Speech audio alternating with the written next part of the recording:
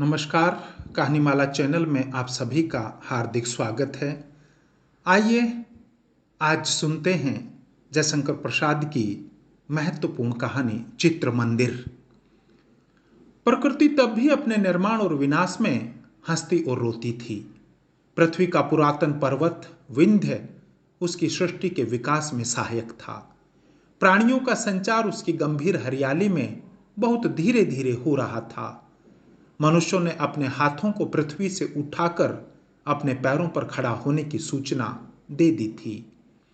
जीवन देवता की आशीर्वाद रश्मि उन्हें आलोक में आने के लिए आमंत्रित कर चुकी थी।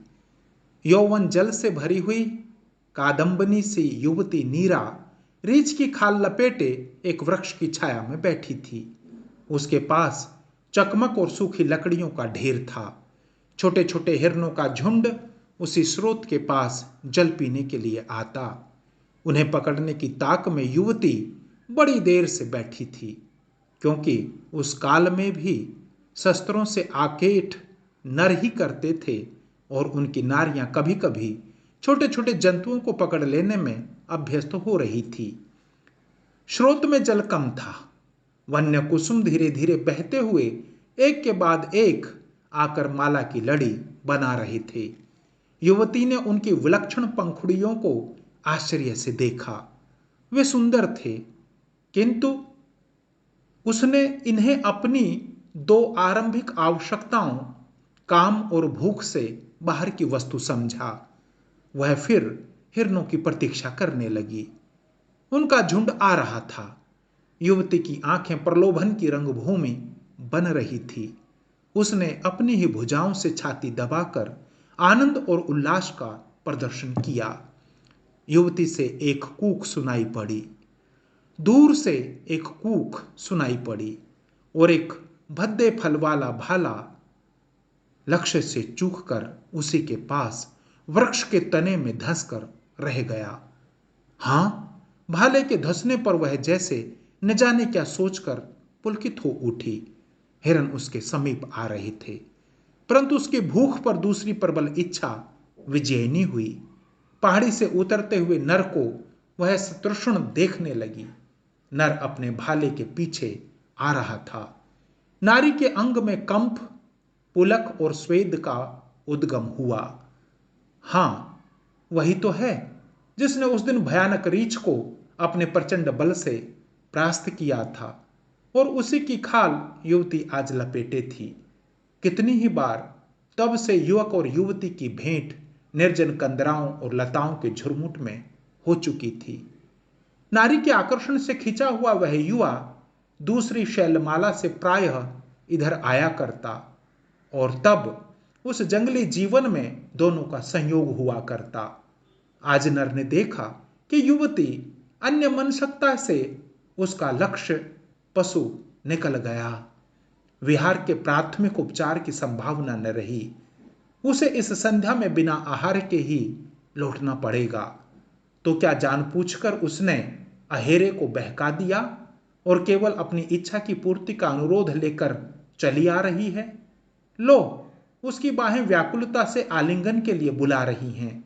नहीं, उसे इस समय अपना आहार चाहिए। उसके बाहुपास से युवक निकल गया। नर के लिए दोनों ही अहेर थे, नारी हो या पशु। इस समय नर को नारी की आवश्यकता न थी। उसकी गुफा में मांस का अभाव था। संध्या आ गई। नक्षत्र ऊंचे आकाशगिरी पर चढ़ने लगे। आलिंगन के लिए उठी हुई बाहें गिर गई। इस दृश्य जगत के उस पार से, विश्व के गंभीर अंतस्तल से एक करुण और मधुर अंतर्नाद गूंज उठा। नारी के हृदय में प्रत्याख्यान की पहली ठेस लगी थी। वह उस काल के साधारण जीवन से एक विलक्षण अनुभूति थी। वन पथ में हिंस्र पशुओं का संचार बढ़ने लगा, परंतु युवती उस नदी तट से न उठी। नदी की धारा में फूलों की श्रेणी बिगड़ चुकी थी और नारी की आकांक्षा की गति भी विच्छिन्न हो रही थी। आज उसके हृदय में एक अपूर्ण परिचित भाव जग पड़ा, जिसे वह समझ नहीं पाती थी। अपने दलों के दूर गए हुए लोगों को बुलाने की पुकार वायुमंडल में गूंज रही थी। किंतु नारी ने अपनी बुलाहट को पहचानने का प्रयत्न किया। वह कभी नक्षत्र से चित्रित उस स्रोत के जल को देखती और कभी अपने समीप की उस तिकोनी और छोटी सी गुफा को, जिसे वह अपना अधिवास समझ लेने के लिए बाध्य हो रही थी। रजनी का अंधकार कर्मशः सघन हो रहा था। नारी बारंबार अंगड़ाई लेती हुई सो गई। तब भी आलिंगन के लिए उसके हाथ नींद में उठते और गिरते थे। जब नक्षत्रों की रश्मियां उज्जवल होने लगी और वे पुष्ट होकर पृथ्वी पर परस्पर चुंबन करने लगी, तब जैसे अंतरिक्ष में बैठकर किसी ने अपने हाथों से उनकी डोरियां बट दी और उस पर झूलती हुई दो देव कुमारियां उतरी। एक ने कहा, सखी विधाता, तुम बड़ी निष्ठुर हो।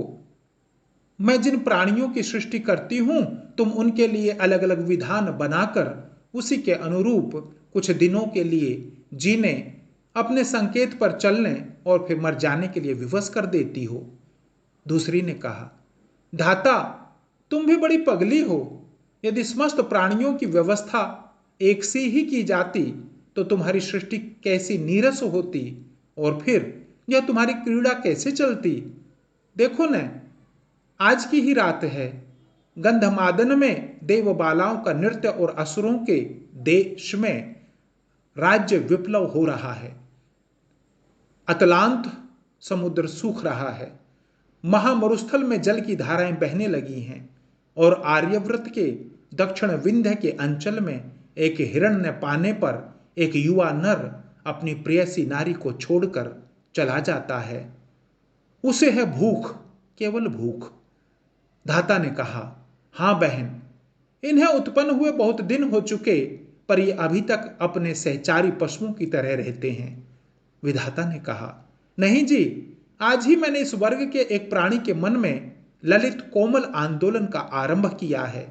उनके हृदय में अब भावलोक की सृष्टि होगी। धाता ने प्रसन्न होकर पूछा, तो अब इनकी जड़ता टूटेगी न? विधाता ने कहा, हां, बहुत धीरे धीरे।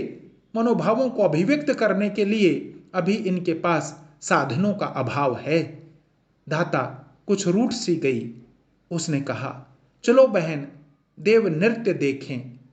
मुझे तुम्हारी कठोरता के कारण अपनी ही सृष्टि अच्छी नहीं लगती। कभी कभी तो ऊब जाती हूं। विधाता ने कहा, तो चुपचाप बैठ जाओ, अपना काम बंद कर दो, मेरी भी जतन छूटे। धाता ने खिन्न होकर कहा, अभ्यास क्या एक दिन में छूट जाएगा बहन? तब क्या तुम्हारी सृष्टि एक दिन में स्वर्ग बन जाएगी? चलो, सुरबालाओं का सोमपान चल रहा है, एक एक चषक हम लोग भी लें। कहकर विधाता ने किरणों की रस्सी पकड़ ली और धाता ने भी। दोनों पैंग बढ़ाने लगी। ऊंचे जाते जाते अंतरिक्ष में वे छिप गई। नारी जैसे सपना देखकर उठ बैठी। प्रभात हो रहा था। उसकी आंखों में मधुर स्वप्न की मस्ती भरी थी। नदी का जल धीरे धीरे बह रहा था। पूर्व में लाली छिटक रही थी। मलयवात से बिखरे हुए केशपाश को युवती ने पीछे हटाया। हिरणों का झुंड फिर दिखाई पड़ा। उसका हृदय संवेदनशील हो रहा था। उस दृश्य को निष्प्रह देखने लगी।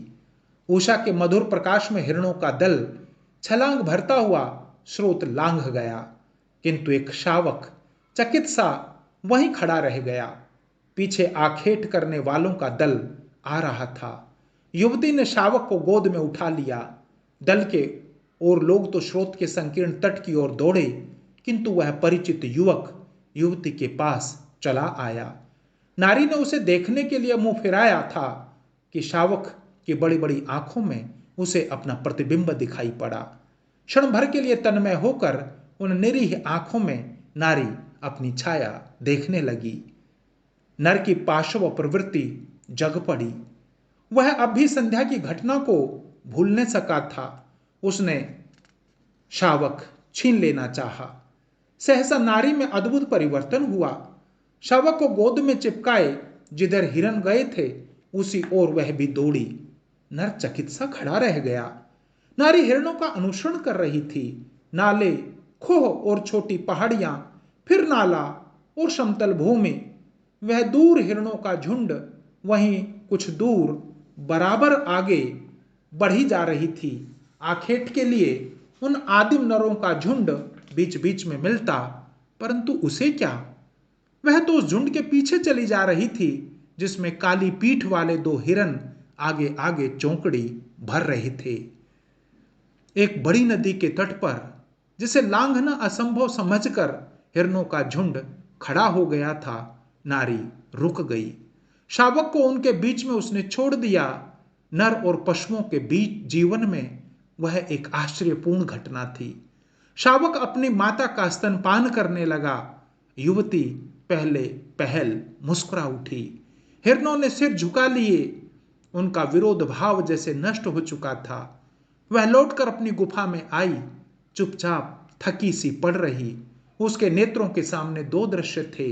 एक में प्रकांड शरीर वाला प्रचंड बलशाली युवक चकमक के फल का भाला लिए पशुओं का अहेर कर रहा था। दूसरे में वह स्वयं हिरणों के झुंड में घिरी हुई खड़ी थी। एक में भय था, दूसरे में स्नेह। दोनों में कौन अच्छा है, वह निश्चय न कर सकी। नारी की दिनचर्या बदल रही थी। उसके हृदय में एक ललित भाव की सृष्टि हो रही थी। मानस में लहरें उठने लगी थी। पहला युवक प्रायः आता, उसके पास बैठता और अनेक चेष्टाएं करता, किंतु युवती अचल पाषाण प्रतिमा की तरह बैठी रहती। एक दूसरा युवक भी आने लगा था। वह भी अहेर का मांस या फल कुछ न कुछ रख ही जाता। पहला उसे देखकर दांत पीसता, नस चटकाता, उछलता, कूदता और हाथ पैर चलाता था। तब भी नारी न तो विरोध करती न अनुरोध। उन क्रोधपूर्ण हुंकारों को जैसे वह सुनती ही न थी। यह लीला प्रायः नित्य हुआ करती। वह एक प्रकार से अपने दल से निर्वासित उसी गुफा में अपनी कठोर साधना में जैसे निमग्न थी। एक दिन उसी गुफा के नीचे नदी के पुलिन में एक वराह के पीछे पहला युवक अपना भाला लिए दौड़ता आ रहा था। सामने से दूसरा युवक भी आ गया और उसने अपना भाला चला ही दिया।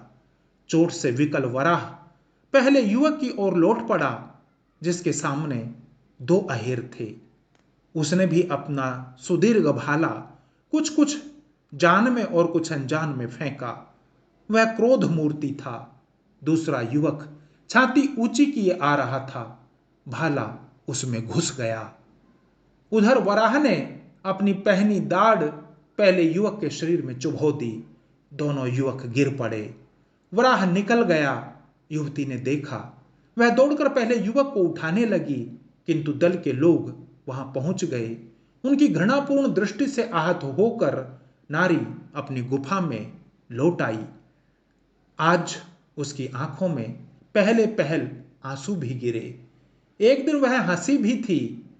मनुष्य जीवन की ये दोनों प्रधान अभिव्यक्तियां उसके सामने क्रम से आई। वह रोती थी और हंसती थी, फिर रोती थी। वसंत बीत चुका था। प्रचंड ग्रीष्म का आरंभ था। पहाड़ियों से लाल और काले धातुराग बहने लगे थे। युवती जैसे उस जड़ प्रकृति से अपनी तुलना करने लगी। उसकी एक आंख से हंसी और दूसरी से आंसू का उद्गम हुआ करता, और वे दोनों दृश्य उसे प्रेरित किए रहते। नारी ने इन दोनों भावों की अभिव्यक्ति को स्थायी रूप देना चाहा। शावक की आंखों में उसने पहला चित्र देखा था। कुचली हुई वेतस की लता को उसने धातुराग में डुबोया और अपनी तिकोनी गुफा में पहली चितेरिन चित्र बनाने बैठी। उसके पास दो रंग थे, एक गैरिक, दूसरा कृष्ण। गैरिक से उसने अपना चित्र बनाया, जिसमें हिरणों के झुंड में स्वयं वही खड़ी थी, और कृष्ण धातुराग से आखेट का चित्र, जिसमें पशुओं के पीछे अपना भाला ऊंचा किए हुए भीष्म आकृति का नर था। नदी का वह तट, अमंगलजन स्थान बहुत काल तक नर संचार वर्जित रहा, किंतु नारी वहीं अपने जीवन पर्यंत उन दोनों चित्रों को देखती रहती और अपने को कृत्य कृत्य समझती। विंध्य के अंचल में मनुष्यों के कितने ही दल वहां आए और गए। किसी ने पहले उस चित्र मंदिर को भय से देखा, किसी ने भक्ति से।